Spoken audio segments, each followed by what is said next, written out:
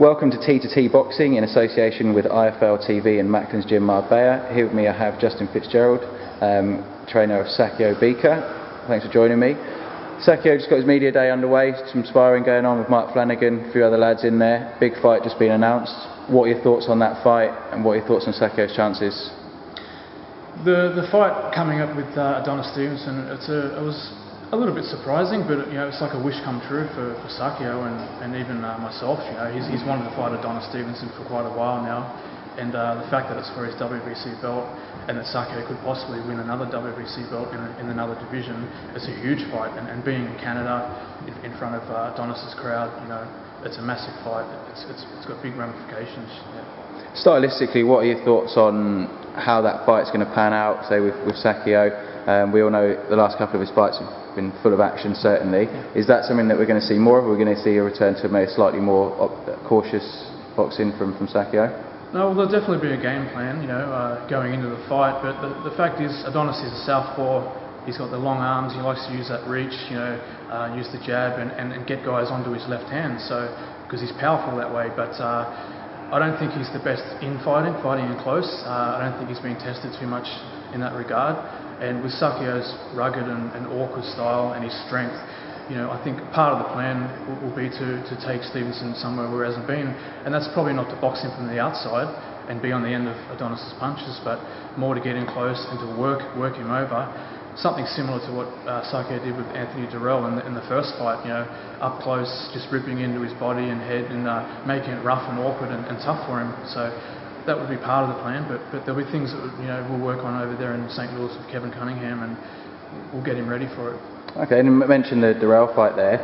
Now that's a fight that's been so widely viewed in Australia. A few people criticised Sakio for the way he went around the fight, and Dirrell, and the way that fight panned out. And what were your thoughts ringside? What are your thoughts on what Sakio didn't do right and what he did do right? First of all, the training camp, we had 7 weeks in St. Louis, and as far as his training, he was in top shape. He was applying the game plan with his sparring partners. He was doing everything pretty much right.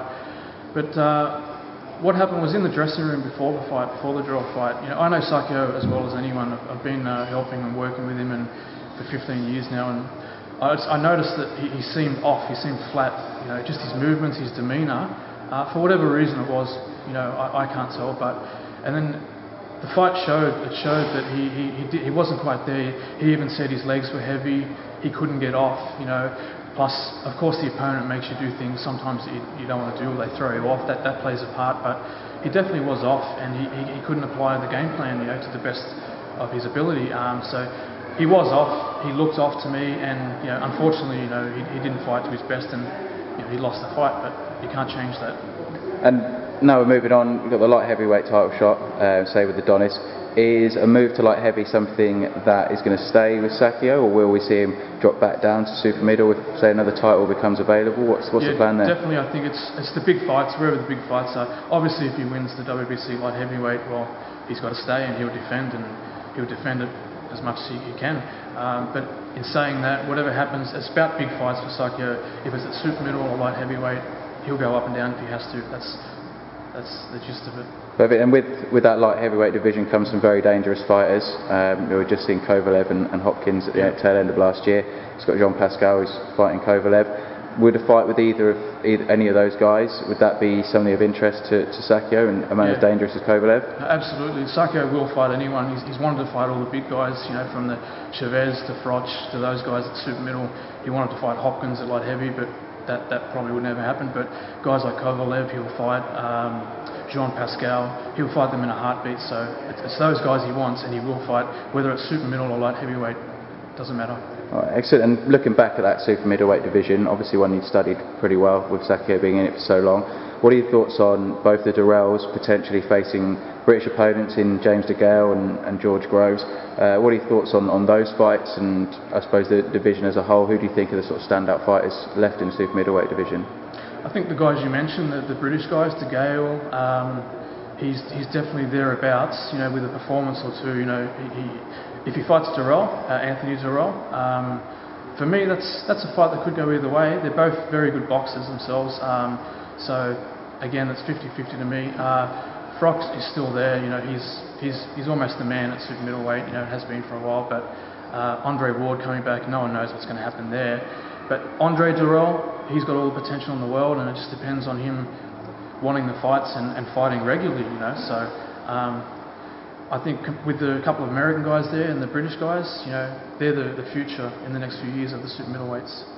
Excellent. And then so back to Sakio. What are your thoughts on this fight? I know you've got a good camp lined up off to St. Louis tomorrow.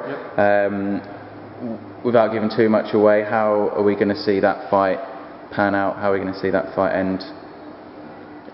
Well, we've got off tomorrow to training camp for another 6 weeks in St. Louis, working again with Kevin Cunningham. So we're just going to get to work like we always do, just get off the plane, a little rest, and then straight in the gym.